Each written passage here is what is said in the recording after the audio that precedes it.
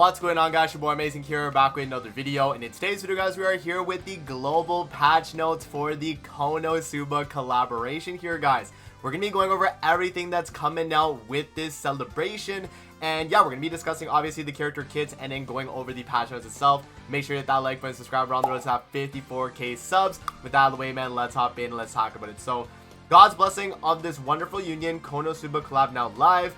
Check in to get 70 diamonds check-in event. Get Megumin's costume and 30 draw tickets just by playing the game. Featuring 3 new collab heroes, collab pickup draw, collab world event, God's blessing of the wonderful union, the collab event boss battle, giant cabbage, and sling with Chamusuke event. I think that's how you say it. But we have the 1022 update maintenance, guys. Let's go over it. So we have the Aqua, Megumin, and Darkness characters, as you guys can see. Aqua is a light attribute goddess character, Megumin is a red attribute human, and Darkness is a green attribute human as well. Now let's actually pull up the banner here and see exactly what we got going on for this, because this could be pretty interesting, right? On the live stream, the way they showed it off is the banner actually did look, at least from like the filler they showed at first, was actually pretty good. Okay, well, let's go to the banner first, and then we'll talk the character kits, because you guys want to see the banner. That's like the first thing everyone always wants to see. Here we go. Pelagard Sigurd, Red Sariel, Elarbon, Green Brunhild, Green Ludo, Blue Liz, Summer Diane, Blue Elihog, or not Elihog, the Danafor Liz.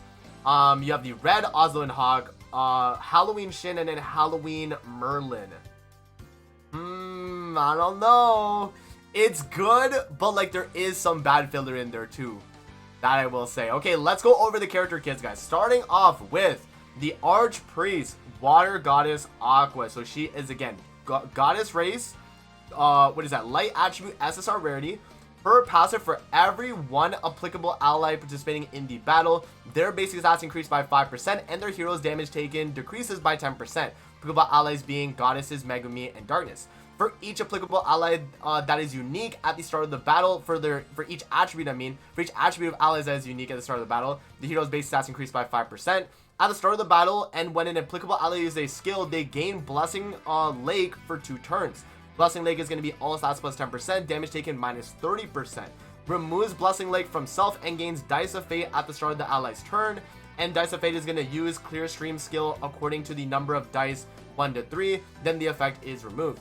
And if the hero uses a recovery skill to remove debuffs from self, the hero and applicable allies with different attributes from the hero are granted Divine Purification for 2 turns, limit once, and Divine Purification revives 50% of max HP upon dying, and the effect is removed after reviving.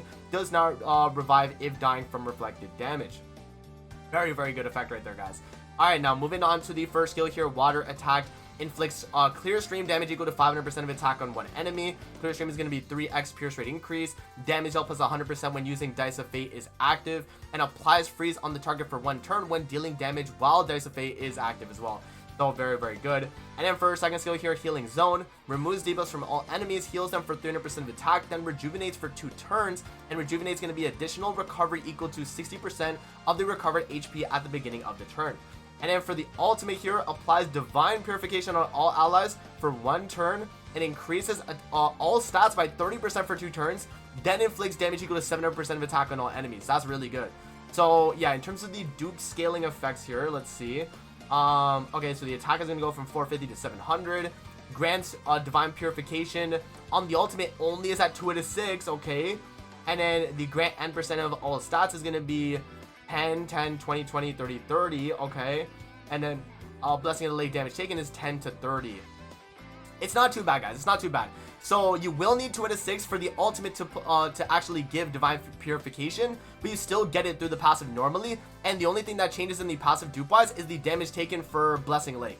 That's really it. So I don't think Aqua is really as dupe dependent, you know, as some of the other characters here we're going to talk about. But yeah, Aqua seems fairly good, you know, for sure. Yeah, now moving on to the Archwizard Crimson Demon Girl Megumin. She is a human red attribute SSR rarity. For her passive here, for every 1 applicable ally participating in the battle, all stats of the hero increase by 5% and damage taken decreases by 15. Applicable allies are going to be humans, Aqua, and Darkness. Gains the Crimson Demon Tradition for 3 turns at the start of the battle. Crimson Demon Tradition is attack related stats plus 10% with each elapsed turn, and resets attack related stats and reapplies the effect when removed. And gains magic deployment for 2 turns at the start of the ally's turn, limit once. Magic deployment is going to be immune to ultimate move gauge decrease, and fills the ultimate move gauge by 1 orb when the hero uses a skill. Very good. And if the hero who kept the ultimate move for 1 turn from the start of the ally's turn, the hero gains Mighty Explosion for 3 turns. Mighty Explosion is attack related stats plus 30%, and ultimate move damage dealt plus 200% as well. And increases the hero's damage dealt to enemies who have ultimate moves by 100%. Oh, if they have their ultimate moves, you do even more damage. Okay. If the hero's HP becomes 0, all of the hero's ultimate move gauge orbs are consumed to heal the hero for 100% of max HP, limit once. And the hero dies if there are no orbs in the ultimate move gauge, and ultimate move gauge is consumed even while magic deployment is active. So there you go. Very good. So she has revive. She has really good damage on her ult. She cannot be gauge lowered, so she actually can rush her ultimate very easily. Yeah, I mean, you know, as you guys can see, Megumin is pretty good. Now, first skill here, removes stances from one enemy and inflicts power strike damage equal to 500% of attack. So power strike is additional damage equal to enemy resistance. And then moving on, she has inflict blowout damage equal to 450% of attack on all enemies, then causes an explosion after 1 turn. So blowout's going to be 2 times critical chance, a critical damage plus 60% for every 1 orb in the target's ultimate move gauge when using his skill, limit of 5 orbs. And an explosion is going to deal additional damage equal to 200% of damage dealt after a certain number of turns. Okay, there you go. And then for ultimate hero, guys, removes boss and stances from all enemies, inflicts damage equal to 100% of attack, removes 1 orb from the ultimate move gauge of enemies with 4 or more ultimate moves or alt gauge, then becomes drained. Drain disables skills other than the ultimate moves. So yeah, and then for the passive right here, and the unique, additionally, when you're drained. So this is what happens when you're drained, right? Your passive changes. So additionally, when the hero's ultimate move gauge by 1 orb when moving or combining skills, so you gain extra ultimate move gauge. And then the ultimate hero is going to remove drain from the hero, and drain disables skills other than the ultimate move, so it's just going to remove that. So that's pretty much how the ultimate works. Now let's see what the... Oh no, I have to click on it like that. Let's see what the dupe scaling actually is then. Okay, here we go. The attack... Oh, the attack is massive. 500% at 1 out of 6 to 1000% at 6 out of 6. That's big. And Mighty Explosion increases ultimate move damage dealt. You don't have it at the 1 out of 6. At the 2 out of 6, you get 100%, and then 200% all the way to 6 out of 6 from 3 to 6 onward. Increases damage dealt to enemies, so the ultimate move goes from 50 to 100%. Yeah, guys, Megumin is very dupe dependent, I will say. Like, the right here, this right here against enemies with ultimate moves, not as crazy. This right here, though, I would say is pretty massive, especially if you're going to hold on to the ult. And then, yeah, I mean, you know, the actual percent on the ult itself is massive, too. 500% to 1000, that's a big difference. So that is going to matter a lot. So, yeah, Megumin might be a little bit dupe dependent. Now, moving on to darkness here. We have a human attribute, or a human, character, green attribute, SSR rarity. For every 1 applicable ally participating in the battle, the hero's defense-related stats increase by 20%, and max HP increases by 15%. Applicable allies being humans, Aqua, and Megumin.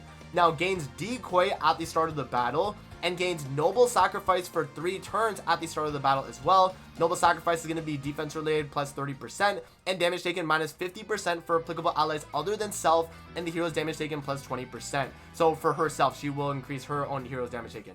Now gains Divine Pain at the start of the battle. Divine Pain is going to increase the hero's defense related stats by 10% up to a maximum of 50, and when taking damage from an enemy skill, heals applicable allies by 50% of the hero's final damage taken directly.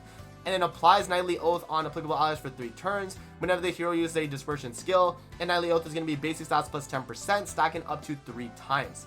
So that is pretty good right there. Now, as you guys see here, the dupe dependent things are kind of important. You have 50% damage taken lower, and then the healing of applicable allies by 50% is pretty crazy.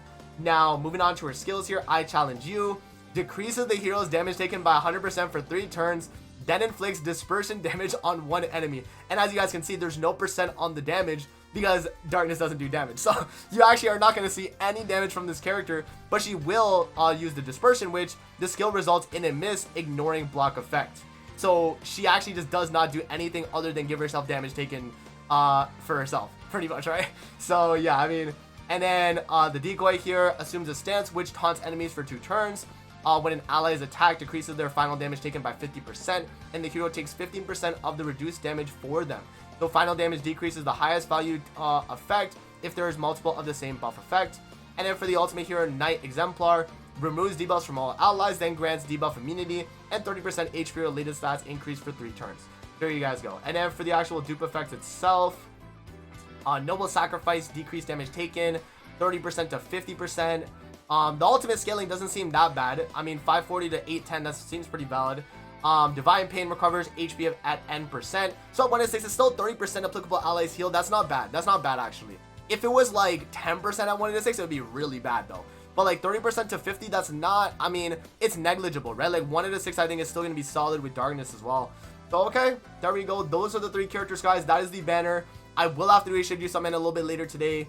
You also do have the purchasable ticket, which will get you 1 of the 3 characters guaranteed. And then, yeah, so that is the banner right there. Let's move on to the rest of the patch notes. So we have the coin shop. Obviously, you can exchange your coin dupes.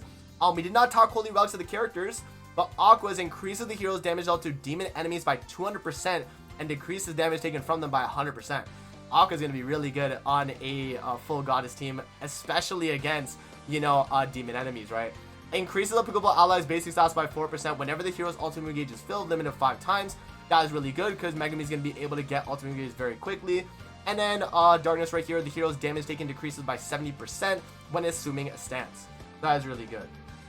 And then you do actually get the Konosuba title, The Cabbages of This Wonderful World, when you complete all the missions. That's pretty cool too. We have a Visal Fight Festival Season 22. So this is actual PvP, not Brawl. On the live stream, they said a Brawl on it, so I got a little bit confused. But yeah, it's just top 100 PvP. We have a Season 5 Demonic Beast Einik is going to be coming, okay, for the Knighthood boss.